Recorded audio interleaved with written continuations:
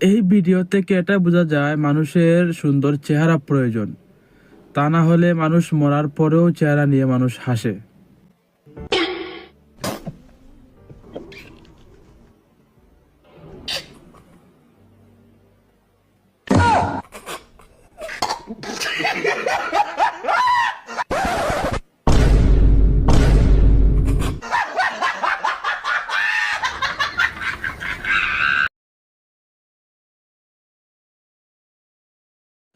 এই ভিডিও থেকে এটা বোঝা যায় মানুষের সুন্দর চেহারা প্রয়োজন, তা না হলে মানুষ মরার পরেও চেহারা নিয়ে মানুষ হাসে।